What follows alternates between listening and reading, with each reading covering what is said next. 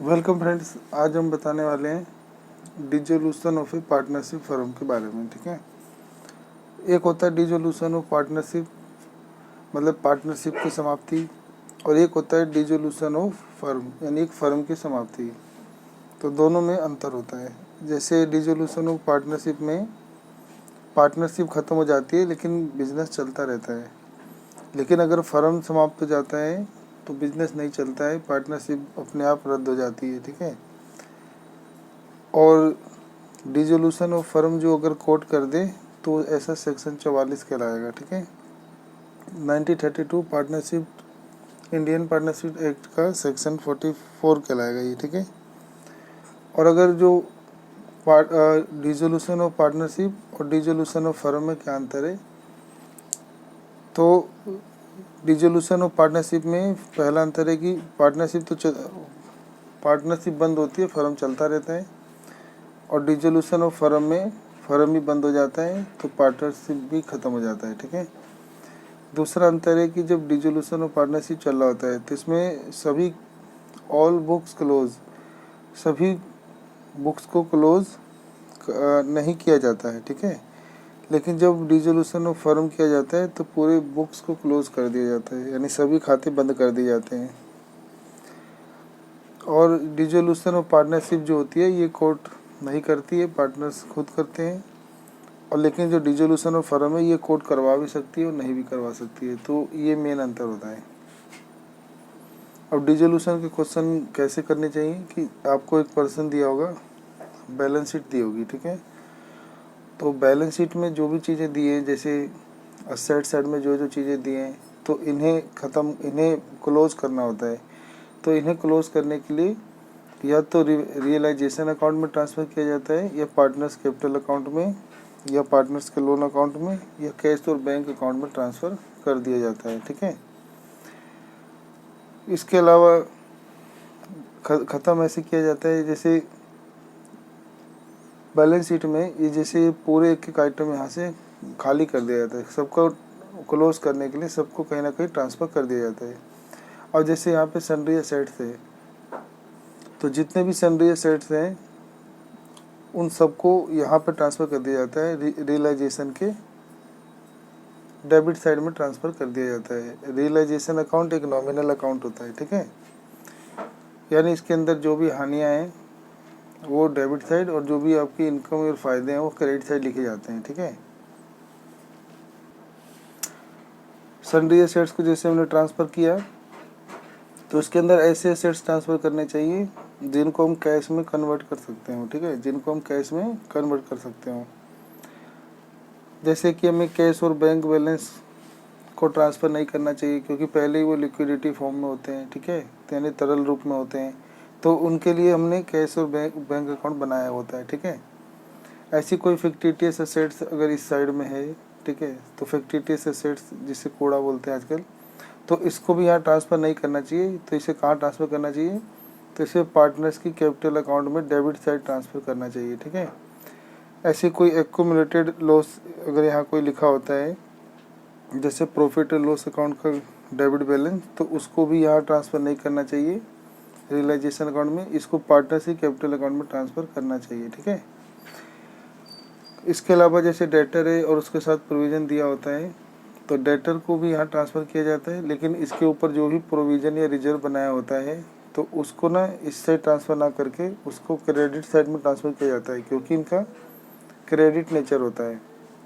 जिनका debit nature होता है वो डेबिट साइड आ जाते हैं, और जो प्रोविज़न होता है इनका क्रेडिट नेचर होता है, तो इसीलिए वो यहाँ ना आके वो यहाँ आते हैं।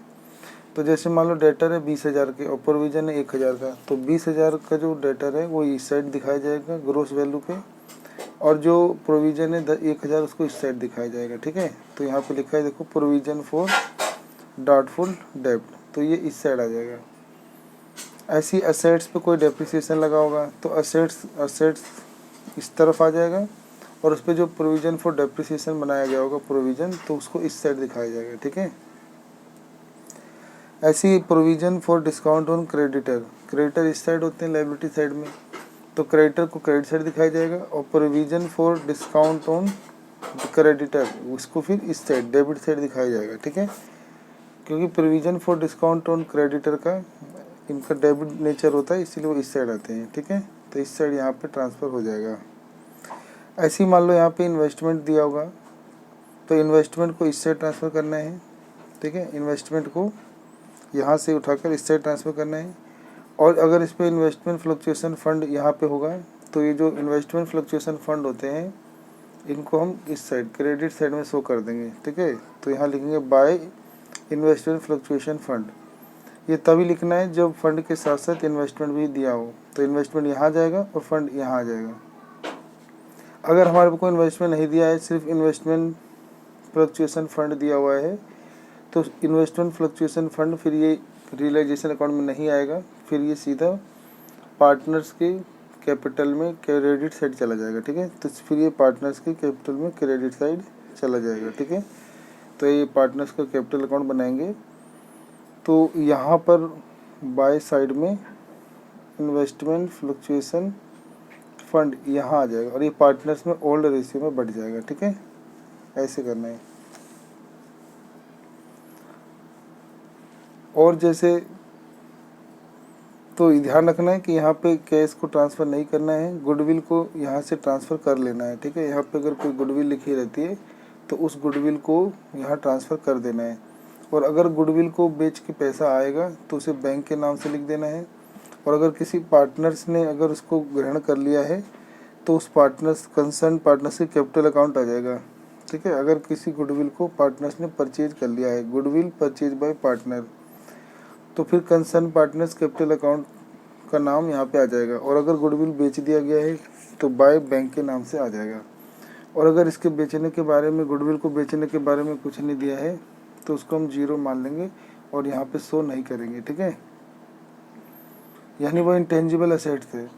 अगर कोई भी इंटेंजिबल असेट जो है उसको अगर नहीं बेचा गया है तो उसको जीरो मान लेंगे, और अगर बेचा गया है तो बैंक के नाम से तब आएगा जब फर्म के पास पैसा आएगा। और अगर पार्टनर ने टेक ओवर कर लिया होगा तो पार्टनर्स के कैपिटल अकाउंट आ जाएगा, ठीक है। यहाँ पे जितने भी हमने, जैसे यहाँ से जितने भी यहाँ पे असेट्स ट्रांसफ़र किए हैं उनको अगर फर्म बेचेगी तो बैंक के नाम से आएगा। अगर कोई पार्टनर ले लेगा तो पार्टनर्स के कैपिटल अकाउंट खोला जाएगा और इसमें लगभग सारे बेचे जाएंगे। अगर कुछ बेचे, मतलब कुछ के बारे बेचने के बारे में बताया नहीं है, जैसे डेटर कितने में रिलीज हुए ये नहीं बताया है, तो डेटर ये जितने के हैं हम उतना ही मान लेंगे बेचा हुआ, ठीक है। तो हम बाय बैंक के नाम से डेटर की उतने ही रुपए की पोस्टिंग कर देंगे। जैसे यहाँ 20,000 है तो 20,000 की पोस्टिंग कर देंगे, ठीक है। तो ऐसे ही यहाँ पे कोई पार्टनर्स का करंट अकाउंट दिया होगा, ठीक है। तो पार्टनर्स का करंट अकाउंट दिया होगा तो उसको यहाँ ट्रांसफ़र कर देंगे। और पार्टनर्स के करंट अकाउंट को यहाँ यहाँ नहीं करेंगे। पार्टनर्स का अगर करंट अकाउंट है तो इसे ना पार्टनर्स की कैपिटल अकाउंट में ट्रांसफ़र करेंगे, ठीक है। अगर डेबिट बैलेंस है तो डेबिट साइड, और अगर क्रेडिट बैलेंस है तो क्रेडिट साइड। तो इसके मतलब हमने देखा कि इधर जितने भी असेट्स हैं वो सारे के सारे असेट्स इधर आ जाएंगे। उनके अगर प्रोविज़न और रिजर्व बनाए गए हैं तो उसको क्रेडिट साइड लिख दिया जाएगा, ठीक है। और यहाँ पे जितने भी फिक्टिशियस असेट्स हैं उन्हें पार्टनर्स की कैपिटल अकाउंट में ट्रांसफ़र कर दिया जाएगा, ठीक है। तो इन्वेस्टमेंट और इन्वेस्टमेंट फ्लक्चुएशन फंड है तो इन्वेस्टमेंट इधर आ जाएगा और उसका फंड इधर आ जाएगा, ठीक है। इसके अलावा यहाँ पे सन्ड्री लायबिलिटीज जितने भी रहेंगे तो उसमें एक थर्ड पार्टी होती है, तो थर्ड पार्टी यानी एक्सटर्नल लायबिलिटी होती है। जितनी भी एक्सटर्नल लायबिलिटी या थर्ड पार्टी है उनके पैसे यहाँ ट्रांसफ़र हो जाएंगे। तो उसमें आपका क्रेडिटर ट्रांसफ़र हो जाएंगे, ठीक है। Creditor, bills payable, bank overdraft, outstanding expense या outstanding salary, loans of partner spouse, partner के स्पाउस मतलब पार्टनर से जो संबंधित लोग होंगे, जैसे पार्टनर्स की पत्नी का लोन, उसके भाई का लोन। तो पार्टनर्स की पत्नी, पार्टनर के कोई बेटा, तो उसके अगर कोई लोन लिए हों तो वो यहाँ पे थर्ड पार्टी माना जाएगा, उसको यहाँ भी लिखा जाएगा, ठीक है। और अगर कोई प्रोविज़न हो या कोई रिजर्व हो, जैसे प्रोविज़न फॉर डाउटफुल डेट बताया था जो, ठीक है। तो वो सारे provision for doubtful debt, provision for depreciation, provision for discount on debtor, तो ये सारे यहाँ पे आ जाएंगे। ठीक है, उसके अलावा हाँ ठीक है, उसके अलावा जैसे जितने भी प्रोविजन रिजर्व में वो यहाँ डाल दिए गए, एक्सटर्नल लायबिलिटी यहाँ डाल दी गई। अगर कोई पार्टनर्स का लोन है तो उसे यहाँ पे ट्रांसफ़र नहीं करना है, केवल पार्टनर्स के स्पाउस का, यानी उसके बीबी का, उसके पति का, ऐसे लोन यहाँ पे ट्रांसफ़र करने हैं। और इसके पेमेंट थर्ड पार्टी है ये, तो हमारा धर्म है कि जैसे थर्ड पार्टी के पेमेंट जो है कर देने हैं, बिना कहे भी आपको करना होगा। क्रेडिटर है, बिल्स पेबल है, बैंक ओवरड्राफ्ट है, अगर इन सब के बारे में नहीं भी कहा गया है तो आप इनका पेमेंट यहाँ पे बैंक से कर देंगे। ठीक है, और इस साइड जैसे अब आपको मिलेगा ऐसे लिखा हुआ, कोई एक्यूमुलेटेड प्रॉफिट होगा। ठीक है, तो कोई एक्यूमुलेटेड प्रॉफिट वैसे तो यहाँ नहीं लिखा रहता, अगर यह एक्यूमुलेटेड प्रॉफिट में जैसे प्रॉफिट एंड लॉस अकाउंट का डेबिट बैलेंस है तो उसे पार्टनर्स के कैपिटल अकाउंट में भेजोगे। जितने भी रिजर्व फंड है वो यहाँ ट्रांसफ़र नहीं करोगे, जैसे जनरल रिजर्व, तो उसे कहाँ ट्रांसफ़र करोगे, उसे पार्टनर्स की कैपिटल अकाउंट में ट्रांसफ़र करोगे। तो रिजर्व फंड है, प्रॉफिट एंड लॉस अकाउंट का इस साइड क्रेडिट बैलेंस दिया रहता है तो पार्टनर्स की कैपिटल में चला जाता है। और पार्टनर्स का लोन अकाउंट है तो वो यहाँ नहीं आता है, उसके लिए पार्टनर्स का लोन अकाउंट बनाना पड़ता है, और लोन अकाउंट बनाकर ऐसे करना पड़ता है। देखो, ये पार्टनर्स का कैपिटल अकाउंट हो गया, ये पार्टनर्स का लोन अकाउंट हो गया। तो पार्टनर्स का लोन अकाउंट में क्रेडिट बैलेंस होता है, तो ये जो पार्टनर्स का लोन अकाउंट होगा, तो जैसे ए का लोन है तो ए का लोन यहाँ पे बाय बैलेंस बीडी ट्रांसफ़र हो जाएगा, फिर उसकी पेमेंट हम बाय टू बैंक कर देंगे, तो बैंक से इसकी पेमेंट कर देंगे और ये खाता बंद हो जाएगा। ठीक है, तो पार्टनर्स के लोन अकाउंट ऐसे बनाने हैं और खाते बंद कर देने हैं। ठीक है, तो यहाँ पर हमने देखा कि जैसे जनरल रिजर्व है तो वो पार्टनर्स की कैपिटल में चला जाएगा, प्रॉफिट एंड लॉस अकाउंट का क्रेडिट बैलेंस है, पार्टनर्स की कैपिटल अकाउंट में जाके बढ़ जाएगा। पार्टनर्स का लोन अकाउंट है तो पार्टनर का लोन अकाउंट ही बनाना पड़ेगा, या फिर ऐसे लिखा रहता है लोन फ्रॉम ए पार्टनर, तो ये भी लोन अकाउंट में चला जाएगा और वहाँ पेमेंट हो जाएगी। ठीक है, तो ये सारी चीज़ें जो हैं आपका पार्टनर्स की कैपिटल अकाउंट में चला जाएगा। ठीक है, अब जैसे इस साइड हमें ना वर्कमैन कंपनसेशन रिजर्व दिया होगा, तो अगर हमें इस साइड कोई वर्कमैन कंपनसेशन रिजर्व दिया है तो हमें चेक करना है कि उसके ऊपर कोई क्लेम आया है कि नहीं। अगर कोई वर्कमैन कंपनसेशन का क्लेम आ गया है, लायबिलिटी आ गई है, तो उस केस में वर्कमैन कंपनसेशन रिजर्व को इधर ट्रांसफ़र कर देंगे क्रेडिट साइड रियलाइजेशन के, और जो क्लेम आएगा तो जितना भी क्लेम आया है तो उसका पेमेंट हम कर देंगे तुरंत हाथों हाथ। तो यहाँ पर हम इस साइड पेमेंट कर देंगे, और जो पैसा बचेगा तो वो ऑटोमेटिक इसी रियलाइजेशन अकाउंट में पार्टनर्स में ऑल रेशियो में बढ़ जाएगा। तो हमें उसको अलग से पार्टनर्स की कैपिटल अकाउंट में नहीं दिखाना है। जैसे वर्कमैन कंपनसेशन रिजर्व में 10,000 है, क्लेम 5,000 आया है, तो वर्कमैन कंपनसेशन जो रिजर्व है तो उसको इधर ट्रांसफ़र कर देंगे क्रेडिट साइड में, और जो क्लेम आया है 5,000 का उसको इस साइड लिख देंगे और उसकी पेमेंट कर देंगे बैंक से। ठीक है, और जो 5,000 बचेंगे वो ऑटोमेटिक इसी में बढ़ जाएंगे। और अगर कोई भी क्लेम नहीं आया है तो पूरा वर्कमैन कंपनसेशन रिजर्व पार्टनर्स के कैपिटल अकाउंट में ट्रांसफ़र कर देना है।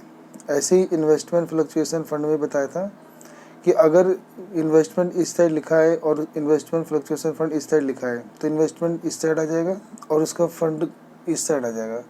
और अगर किसी पर्सन में इन्वेस्टमेंट नहीं दिया इस साइड, सिर्फ इन्वेस्टमेंट फ्लक्चुएशन फंड है, तो ये पूरा पैसा पार्टनर्स के कैपिटल अकाउंट में ट्रांसफ़र हो जाएगा। ठीक है, तो इतनी बातों का हमें ध्यान रखना है। तो हमने सारे असेट्स यहाँ खाली कर दिए, सारी सन्डी लायबिलिटी यहाँ खाली कर दी, तो सारे असेट्स यहाँ, सारी सन्डी लायबिलिटी यहाँ, जितने भी हमारे रिजर्व थे, फ्री रिजर्व थे, तो पार्टनर्स के कैपिटल में चले गए। अगर कोई स्पेशल रिजर्व है तो उनके केस बता दिए गए। ठीक है, तो ऐसे इस तरफ जितने भी फिक्टिटियस एसेट्स हैं वो पार्टनर्स के कैपिटल में चले जाएंगे, और अगर कोई कैश का बैलेंस है तो उसको तो कैश अकाउंट में डाल देंगे, और जितने भी सन्डी एसेट्स हैं जिनसे पैसे प्राप्त हो सकते हैं गुडविल के साथ वो यहाँ आ जाएंगे। अब एक एक करके यहाँ पे सारे एसेट बेचे जाएंगे, तो यहाँ पे सारे एसेट्स हमें बेच देने हैं। अगर कोई एसेट्स पार्टनर्स टेक ओवर कर लेगा तो पार्टनरशिप कैपिटल अकाउंट में लिख देंगे, अगर बेच दिया गया है तो बैंक लिख देंगे, नहीं बेचा गया है तो जीरो मान लेंगे। सिर्फ इनटेंजिबल एसेट्स के केस में उसको जीरो मान लेंगे, और टेंजिबल एसेट्स होगा तो वो जितने का है उतने का ही बेचा मान लेंगे, ठीक है। ऐसी कोई अनरिकॉर्डेड एसेट्स बताया होगा तो अनरिकॉर्डेड एसेट्स को बाय बैंक से एंट्री कर लेंगे। अगर कोई अनरिकॉर्डेड एसेट्स को भी पार्टनर ने ले लिया है तो पार्टनर्स के कैपिटल अकाउंट में ट्रांसफ़र कर देंगे। क्योंकि पार्टनर्स का कैपिटल अकाउंट खोला गया है तो इसको पार्टनर्स के कैपिटल अकाउंट में टू रियलाइजेशन लिख के असेट्स टेकन ओवर यहाँ पे लिख देंगे, ठीक है। जैसे यहाँ पे कोई असेट्स है वो किसी पार्टनर्स ने टेक ओवर कर लिया तो यहाँ पे पार्टनर से कैपिटल अकाउंट आ जाएगा, एक पोस्टिंग यहाँ और फिर एक पोस्टिंग यहाँ भी हो जाएगी, ठीक है। पार्टनर्स के कैपिटल अकाउंट में आ जाएगा डेबिट साइड। ऐसे ही कोई भी लायबिलिटी है उसकी पेमेंट यहाँ कर देंगे। तो अगर वो लायबिलिटी बैंक से मतलब फर्म करेगी तो बैंक से लिख देंगे, और अगर फर्म नहीं करेगी किसी पार्टनर को फर्म दे देगी तो पार्टनर्स के कैपिटल या करंट अकाउंट में चला जाएगा, ठीक है। ठीक है, तो जितने भी हमारी सन्डी लायबिलिटी थी सबकी पेमेंट कर दी गई है। अगर पार्टनर्स के स्पाउस का लोन है तो अगर उसके पार्टनर्स को दे दिया गया है तो उसके पार्टनर्स के कैपिटल अकाउंट में ट्रांसफ़र कर देंगे, और अगर उसको पेमेंट कर दिया गया है तो फिर हम बैंक लिख देंगे, ठीक है। और उसके बाद हम आखिरी में पर्सन में दिया होगा कि रियलाइजेशन एक्सपेंस। तो रियलाइजेशन एक्सपेंस क्या होता है कि जो फर्म होती है वो रियलाइजेशन का काम जब करती है तो उसके लिए ना कुछ खर्चे करने पड़ते हैं, तो फर्म उसके लिए ना बाहरी लोगों को या फिर पार्टनर्स को ही ये काम देती है और उसके बदले उन्हें रेम्यूनरेशन या कमीशन देती है, तो उसे रियलाइजेशन एक्सपेंस कहते हैं, ठीक है। तो रियलाइजेशन एक्सपेंस जो होते हैं उनको ना डेबिट किया जाता है। तो अगर ऐसे लिखा आ जाए सेक्शन 48 के तहत रियलाइजेशन एक्सपेंस जो होता है उसको ऐसे पेमेंट किया जाता है। एक फर्म यहाँ लिखा है, एक पार्टनर लिखा है, एक को लिखा रहता है बॉर्न बियर, ठीक है, कि इसको बियर कौन करेगा, ठीक है, और फिर है पेड कौन करेगा। तो अगर कभी भी रियलाइजेशन एक्सपेंस को अगर फर्म पे करेगी, ठीक है, अगर फर्म पे करेगी तो रियलाइजेशन अकाउंट को डेबिट करते हैं, ठीक है, रियलाइजेशन अकाउंट को डेबिट करते हैं। और अगर पार्टनर बर्न करेगा तो उस रिलेटेड पार्टनर्स कैपिटल अकाउंट को डेबिट करते हैं। और पेड बाय अगर लिखा हो फर्म ने पे किया है तो फिर टू कैश लिखते हैं, ठीक है। और अगर पेड बाय पार्टनर, अगर पार्टनर ने पे किया है तो पार्टनर्स की मतलब रिस्पेक्टिव पार्टनर्स कैपिटल अकाउंट को क्रेडिट करते हैं, ठीक है। तो अगर फर्म ने बर्न किया है तो रियलाइजेशन डेबिट करना है, पार्टनर ने बर्न किया है तो उसी रिस्पेक्टिव पार्टनर्स कैपिटल अकाउंट को डेबिट करना है। और अगर पे फर्म ने किया है तो कैश लिखना है, और पार्टनर ने पे किया है तो पार्टनर्स का ही कैपिटल अकाउंट लिखना है, ठीक है। तो अगर फर्म ने पे किया है तो रियलाइजेशन के डेबिट साइड में टू कैश लिख देंगे, और अगर पार्टनर ने पे किया है तो रियलाइजेशन के डेबिट में टू पार्टनर्स का नाम लिख देंगे। और अगर बियर करा है पार्टनर ने और पे भी करा है पार्टनर ने, ठीक है, तो जिस पार्टनर ने बियर करा है उसको डेबिट, और जिस पार्टनर ने पे किया है उसी के पार्टनर से कैपिटल लिख के क्रेडिट कर देंगे, ठीक है। तो इसको देख लेना है ध्यान से, ठीक है। उसके बाद हम दोनों साइड जोड़ेंगे। दोनों साइड जोड़ने के बाद अगर ये साइड ज़्यादा ये साइड कम आया तो ये प्रॉफिट कहलाएगा, ठीक है। और ये प्रॉफिट ट्रांसफ़र हो जाएगा पार्टनर्स की कैपिटल अकाउंट में ओल्ड रेशियो में, ठीक है। और अगर ये साइड ज़्यादा ये साइड कम है तो यहाँ पे लॉस आ जाएगा, तो ये पार्टनर्स की कैपिटल अकाउंट में ओल्ड रेशियो में बढ़ जाएगा, ठीक है। और फिर ये जो लॉस है पार्टनर्स कैपिटल अकाउंट के डेबिट साइड आ जाएगा, और अगर ये प्रॉफिट है या गेन है तो ये partners capital account credit side इस साइड आ जाएगा, नहीं, ठीक है। तो लॉस है तो इस साइड डेबिट साइड में आ जाएगा, और ये प्रॉफिट है तो ये इस साइड ट्रांसफर हो जाएगा, ठीक है। तो ये आपका जो रियलाइजेशन अकाउंट है ये लगभग कंप्लीट हो जाएगा, ठीक है। इसमें एक चीज़ है जैसे कि कभी कभी क्या होता है कि क्रेडिटर है, ठीक है, क्रेडिटर क्या करता है कि कोई असेट्स टेक ओवर कर लेता है। क्रेडिटर 10,000 के और 10,000 का उसने कोई कंप्यूटर या टाइपराइटर या कुछ चीज़ उसने ग्रहण कर लिया है, तो फुल अमाउंट पे कर लिया है, ठीक है, सेटलमेंट फुल हो गया है। तो इस केस में आपको कोई भी एंट्री नहीं करनी है, नो एंट्री करनी है, ठीक है। और वही अगर मान लो कि उसको कुछ पैसे देने हैं, मतलब कोई असेट्स 5,000 की, मतलब क्रेडिटर 10,000 के थे, असेट्स हमने 5,000 की दी, अभी 5,000 रुपये और देने बाकी हैं, तो उस केस में जो असेट्स लिया है उसकी तो एंट्री नहीं करेंगे, लेकिन जितना पैसा बाकी रह गया देना, तो उसके लिए रियलाइजेशन अकाउंट डेबिट साइड में लिख के कि realisation account debit to cash लिख देंगे। और अगर उससे पैसे हमें लेना है, ठीक है, उससे अगर पैसे हमें लेना है, जैसे मान लो क्रेडिटर 10,000 का है, हमने उसे 12,000 का शेयर बेच दिया, तो 2,000 रुपये उससे लेना है, तो एंट्री होगी cash account debit to realisation account होगी, ठीक है। तो इसका ध्यान रखना। फिर इसके बाद हमारा आ जाता है पार्टनर्स का कैपिटल अकाउंट। पार्टनर्स के कैपिटल अकाउंट में क्या क्या चीज़ें का ध्यान रखा जाता है, ठीक है। पार्टनर्स के कैपिटल अकाउंट में पहले तो यहाँ पे पार्टनर्स का बैलेंस शीट में से देख के उसका बाय बैलेंस BD आ जाएगा। अगर कोई करंट अकाउंट का बैलेंस है क्रेडिट, तो क्रेडिट आ जाएगा, और अगर करंट अकाउंट का डेबिट बैलेंस है तो इस साइड आ जाएगा, क्रेडिट बैलेंस है तो इस साइड आ जाएगा। उसके अलावा अगर अगर अगर ये जो रियलाइजेशन अकाउंट बना रहे थे, तो उस समय अगर किसी पार्टनर ने लायबिलिटी टेक ओवर किया था, तो लायबिलिटी टेक ओवर किया था तो वो क्रेडिट साइड यहाँ आ जाएगा बाय रियलाइजेशन के नाम से, लायबिलिटी टेकन ओवर। और अगर किसी पार्टनर ने असेट्स टेक ओवर करा था, तो वो असेट्स टेक ओवर की एंट्री यहाँ आ जाएगा to realisation account assets taken over, ठीक है। ऐसी रियलाइजेशन का प्रॉफिट है तो वो यहाँ आ जाएगा, ठीक है।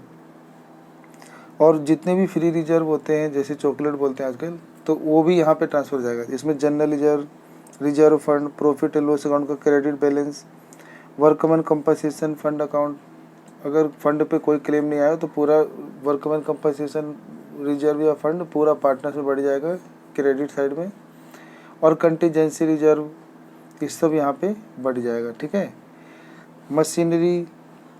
मशीनरी रिजर्व फंड, तो ये भी यहाँ पे बढ़ जाएगा। तो जितने भी आपके फ्री रिजर्व है ये सारे, तो ये यहाँ पे बढ़ जाएगा। और अनडिस्ट्रीब्यूटेड प्रॉफिट जो होगा अगर पर्सन में, तो वो भी यहाँ बढ़ जाएगा।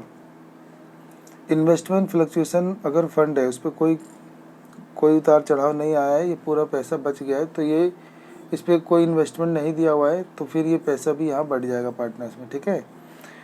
और अगर किसी पार्टनर को से पैसा लेना है, ठीक है, किसी पार्टनर से पैसा लेना है, तो बाय कैश अकाउंट लिख के सेटलमेंट कैश बराउट इन लिख देंगे, ठीक है, यानी पैसा आएगा।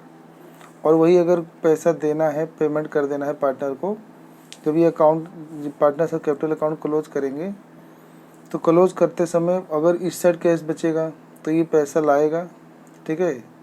और अगर इस साइड बचेगा तो ये फाइनल पेमेंट करना है, नहीं पैसा देना है, इसे पैसा देना है, तो इसे कैश अकाउंट में यहाँ पे लिखेंगे पेड नाम से, cash paid to partners capital, और यहाँ पे लिखा है तो उसे पैसा लेना है, वो यहाँ आ जाएगा। तो पार्टनर्स कैपिटल अकाउंट कैश बराउट, पैसा लाएगा इस साइड और पैसा ले जाएगा इस साइड, लिख देना है, ठीक है। इसके अलावा इसमें हमने लिख दिया रियलाइजेशन असेट्स टेकन ओवर किया पार्टनर, वो यहाँ आ जाएगा पार्टनर्स कैपिटल अकाउंट में, ठीक है। रियलाइजेशन का लॉस यहाँ आ जाएगा, अनडिस्ट्रीब्यूटेड लॉस होगा तो यहाँ आ जाएगा। फिक्टिटियस असेट्स का कोई कूड़ा है, जैसे advertisement expense account, deferred revenue expenditure account, advertisement expense account, advertisement expense, profit and loss account का डेबिट बैलेंस, तो इस तरीके के जो भी होंगे वो पार्टनर्स में ओल्ड इश्यू में यहाँ बढ़ जाएंगे। और दोनों तरफ का फिर बैलेंस निकाल लेंगे, दोनों तरफ का बैलेंस निकालने पे फिर वही है, इस साइड अगर बचेगा तो कैश, इस साइड बचेगा तो कैश। अब क्योंकि फार्म बंद हो रहा है तो इसीलिए कैश ही अकाउंट खुलेगा, और इस साइड है तो कैश यानी पेमेंट करना है, इस साइड है तो पैसा लेना है, तो लेना है तो इस साइड लिख देंगे, और इन्हें देना है तो इस साइड लिख देंगे, ठीक है। ये बीच में पार्टनर्स का लोन अकाउंट है, जो पहले ही बताया था कि अगर किसी पार्टनर्स का लोन चुकाना है तो कैपिटल अकाउंट के बाद चुकाएंगे, और इसके बाद इसको जितना भी पैसा है क्रेडिट साइड को टू बैंक लिख के डेबिट करके इसे क्लोज कर देंगे, ठीक है। अब क्योंकि इसे पेमेंट भी किया गया है यहाँ पे टू बैंक, तो इसीलिए यहाँ पर हम पार्टनर्स का लोन यहाँ पे भी कैश अकाउंट के क्रेडिट साइड में भी शो करेंगे, ठीक है। तो कैश अकाउंट का डेबिट बैलेंस होता है, तो इसीलिए यहाँ एक कैश का डेबिट बैलेंस आ जाएगा। और रियलाइजेशन में बेच के जहाँ से असेट्स बेच के पैसा आ रहा है, असेट्स रिलीज होके वो यहाँ आ जाएगा। मतलब यहाँ पे हमने जितने भी असेट्स को बेचा था, ये सारे असेट्स हमने यहाँ बेचा था भाई बैंक के नाम से, तो जितने भी हमने असेट बेचे थे तो उसको पैसा बैंक या कैश से आया था तो हम यहाँ पे लिख देंगे, ठीक है। और अभी पार्टनर यहाँ से और कैश लाएगा तो उसका भी पैसा यहाँ से लिख देंगे, ठीक है। और जिसको पैसा देना है, बैंक ओवरड्राफ्ट का पैसा देना है तो यहाँ लिख देंगे। किसी की लायबिलिटी पे करनी है तो यहाँ लिख देंगे, ठीक है, जो कि धर्म था। अगर किसी बताया था जैसे अगर कोई थर्ड पार्टी का पैसा यहाँ पेमेंट नहीं किया है तो हमारा धर्म है हम बैंक से पेमेंट कर देंगे, तो उसको यहाँ भी करना, शो करके दिखाना पड़ेगा, ठीक है। फिर इसके अलावा रियलाइजेशन एक्सपेंस, अगर फर्म ने पे किया है तो कैश के नाम से यहाँ दिखाना पड़ेगा। पार्टनर्स का लोन पे किया था तो यहाँ दिखाना पड़ेगा। और किसी पार्टनर से कैपिटल यहाँ पे हमने फाइनल पेमेंट करी थी तो यहाँ पर दिखाना पड़ेगा। तो ये आपका कैश अकाउंट फिर टैली कर जाएगा। तो जिस बच्चे का ये कैश अकाउंट टैली कर जाएगा तो उन्होंने ये क्वेश्चन मतलब पूरा कर दिया है, तो आपका ये पूरा क्लियर हो जाएगा, ठीक है। पेपर में ज़्यादातर चांस है कि इसमें जनरल एंट्री आए, ठीक है, तो इसीलिए आपको इनकी जनरल एंट्री भी याद कर लेनी है, ठीक है। असेट्स को ट्रांसफ़र करने की जनरल एंट्री, लायबिलिटी को ट्रांसफ़र करने की जनरल एंट्री, ठीक है।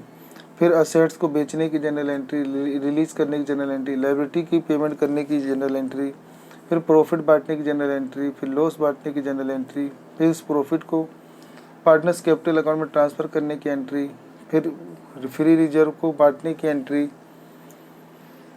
कूड़े को बांटने की एंट्री, फिर यहाँ से पैसा पेमेंट करने की एंट्री, लोन के पेमेंट करने की एंट्री, ठीक है। ये सारा हो गया। इसके अलावा एक आखिरी में कई बार पर्सन में ना हमें मेमोरेंडम बैलेंस शीट बनाना पड़ता है। यहाँ पे तो क्या था कि ऊपर बैलेंस शीट बनाया रहता है तो हम उसे खाली कर देते हैं और पेमेंट कर देते हैं और बंद कर देते हैं सभी खाते। तो कई बार क्या होता है कि बैलेंस शीट नहीं दी होती तो मेमोरेंडम बैलेंस शीट बनाना पड़ता है। मेमोरेंडम बैलेंस शीट के लिए हिंट दिए रहते